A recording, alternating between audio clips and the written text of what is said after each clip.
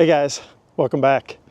In this video, I want to talk about spouse relationships. Spouse relationships. Now, I'm definitely not an expert in this area, but I think I've done pretty decent, to be honest. I've been married for over 20 years now, and I think this is just some basic advice I want to give to building wealth for your family. I mean, wealth building, it's going to take more than one person. It's going to take a family, you know. It takes everyone to be on the same page, right? If you want to save your money together, you need to have some common things you can agree on, right? So one of the things I wanted to talk about was changes, right? Now, depending on how long you've been married or with your spouse or with your significant other, you don't have to be married, right? You might be living with someone not being married. That's common today. It's probably more common than people getting married, right? But coming back to changes, right? If you're with someone for 5, 10, 15, 20 years, you're going to change. You're going to change throughout those years. You're going to have career changes. You might have big financial changes, whether it's to the upside or the downside, right? And everyone's going to have different feelings about that. They're going to have different goals, and you got to try to align your goals. And one of the ways you can do that is to understand and be empathetic to the other person about the changes that's going on in their life. You know, when you first meet someone, you're in the honeymoon phase, right? Everything's hunky-dory. You know, you're treating your woman like a princess. You're going through that time where it's just nothing matters. It's just you and your significant other. But after a few years, everything changes. You know, maybe you have kids. I'll talk about a change. That's a big one, right? Having kids. Different jobs have different stress levels, right? And what happens is people get comfortable. People get comfortable with each other and they take each other for granted, right? It's a common thing that happens. Look at the divorce rates. They're skyrocketed year after year. You know, it's a sad thing. I don't want to see that, right? I want you to do well, and you got to work together in this world, because look at the prices of houses. The average price is $400K. How are you going to live your life if the average price is $400,000 for a house? You know, you're going to have to partner with someone to live a reasonable, wealthy life. Okay?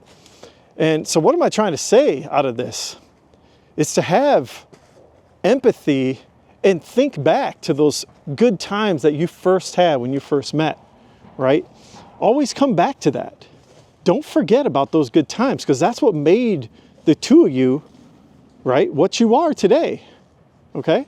Those good times can come back, right? I'm trying to do it, you know, with my wife, just remembering the good times we had in college. That's where we met. But she's changed, and so have I. I'm definitely more confident than I was back in college, right? My wife is different than what she was, okay? Everything's going to change. You think, you know, in your 20s, like, oh, everything's going to be the same. Nothing's going to change. You don't think about 10 years ahead, 20 years ahead. You don't think about that, right? But I'm just saying, from my perspective, like I've come to accept those changes. A lot of people can't accept the new changes of their spouse.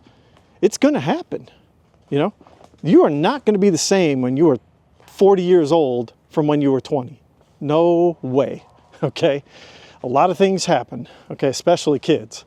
I'll tell you that right now. If you're thinking about having kids, if you have kids, you know this, right? Everything changes, you know, temperaments change as well, right? And you just have to come together and discuss those changes and come to accept who the other person is these days, and try to find ways that you enjoy that person.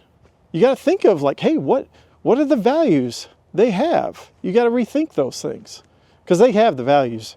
You picked them for a reason, right? They have the values that you cherish, and you got to come back to those roots, those foundations.